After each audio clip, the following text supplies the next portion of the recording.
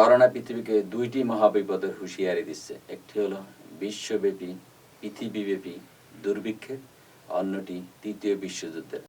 এসেছে আলোর দিন, এসেছে আলোর দিন, সত্যের উচ্ছ্বাস।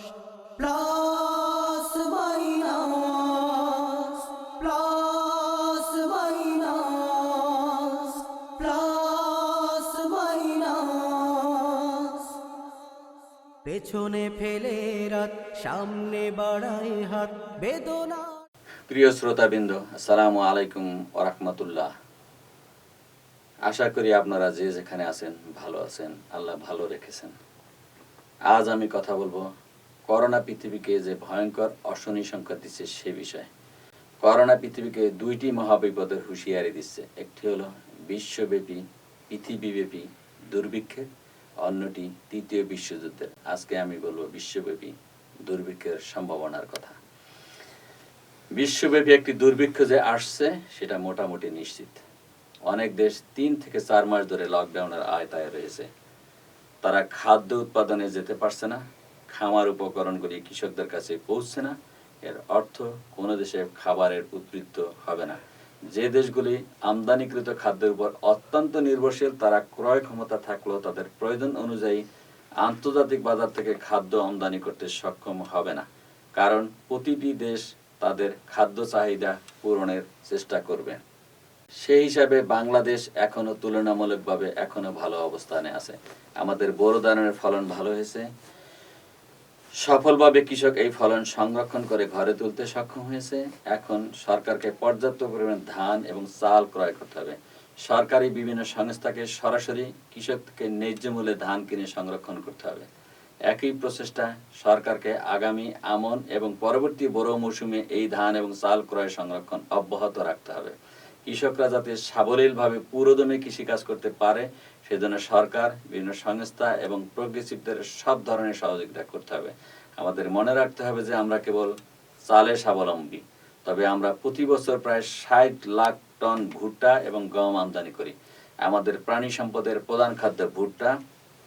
আমাদের বেশিরভাগ দুগ্ধ, হাঁস মুরগি এবং মাছের উৎপাদন ভুট্টার উপর নির্ভর করে। আমাদের নিশ্চিত করতে হবে যে আমরা এই শস্যগুলি দেশীয়ভাবে উৎপাদন করি। আমরা কৃষকদের অনুপ্রাণিত করতে পারলে এটি খুবই সম্ভব। প্রিয় শ্রোতা, বর্তমানে বাংলাদেশের কৃষির সবচেয়ে বড় চ্যালেঞ্জ হলো খাদ্য সরবরাহ চেইন ঠিক রাখা। আমাদের কৃষকেরা মোটেও তাদের উৎপাদিত পণ্যের ন্যায্য দাম পাচ্ছে না। এর একটি কারণ হলো বিপুল সংখ্যক লোকের ক্রয় ক্ষমতা কমে গেছে এবং আরও যাচ্ছে। কোনো কাজ এবং উপার্জন নেই তাদের। অন্যদিকে গ্রামে উৎপাদিত বেশিরভাগ শাকসবজি, দুধ, মাছ, মুরগি এবং ডিম শহরগুলিতে পরিবহন করা যাচ্ছে না। পরিবহন মালিকরা পরিবহন ভাড়া বাড়িয়ে দিচ্ছেন, ফলস্বরূপ শহর অঞ্চলের লোকেরা চড়া দামে পণ্য কিনে নিচ্ছেন, তবে কৃষকরা হয় তাদের উৎপাদন ছেড়ে দিচ্ছেন বা স্বল্প দামে বিক্রি করে ক্ষতিগ্রস্ত হচ্ছেন। এই ধারা অব্যাহত থাকলে ক্ষুদ্র ও মাঝারি কৃষকদের লোকসান হবে, তারা হতাশ হয়ে উঠবে এবং পরবর্তী মৌসুমে উৎপাদনে যাবে না। এর ফলে ঘরোয়া খাদ্য উৎপাদনে সংকট দেখা দেবে। সাপ্লাই চেইন অক্ষুণ্ণ রাখতে সরকারের কৃষি ও খাদ্য বিভাগ, পুলিশ ও সেনাবাহিনীকে পাশাপাশি এগিয়ে আসা উচিত। তাদের প্রচুর যানবাহন রয়েছে যেগুলি খামার থেকে কৃষি পণ্য সংগ্রহ করে যেসব শহরে চাহিদা বেশি সেখানে সরবরাহ করার কাজে ব্যবহার করা যেতে পারে। সরকার ত্রাণ সামগ্রী বিতরণের কাজেও এইসব যানবাহনগুলো ব্যবহার করতে পারে। পচনশীল কৃষিপণ্য প্রচুর ক্ষেতে নষ্ট হয় ক্রেতার অভাবে। অন্যদিকে প্রকৃত ভোক্তার কাছে পণ্য সরবরাহ পর্যাপ্ত না থাকার কারণে অনেক বেশি দামে ক্রয় করতে হয়, ফলে কৃষক এবং ভোক্তা উভয়ই ক্ষতিগ্রস্ত হয়। অন্যদিকে মধ্যস্বত্বভোগীরা লাভবান হয়, এমনকি বহু পণ্যের অপচয় হয়। এই জাতীয় উদ্যোগের ফলে কৃষকরা খাদ্য উৎপাদন থেকে মুনাফা অর্জন করতে পারবে বলে পরের মৌসুমে পণ্য উৎপাদনের সক্ষমতা অর্জন করতে পারবে। এই জাতীয় উদ্যোগের ফলে কৃষকেরা খাদ্য উৎপাদন থেকে মুনাফা অর্জন করতে পারলে পরের মৌসুমে পণ্য উৎপাদনের সক্ষমতা অর্জন করতে পারবে। অন্যদিকে সংরক্ষণ করতে পারলে দুগ্ধ খামারিরা আরও উৎপাদন করতে পারে। এই ক্ষেত্রে উদ্যোক্তাদেরকে কর্পোরেট সামাজিক দায়বদ্ধতার অংশ হিসাবে অধিক ক্রয়ের মাধ্যমে সংরক্ষণ বাড়ানো দরকার। নীতিগতভাবে এই ক্ষেত্রে সরকারের হস্তক্ষেপ গুরুত্বপূর্ণ। দেশে দৈনিক দুধের উৎপাদন প্রায় ২০ লক্ষ টন হলেও এখন চাহিদা অর্ধেকে নেমে এসেছে।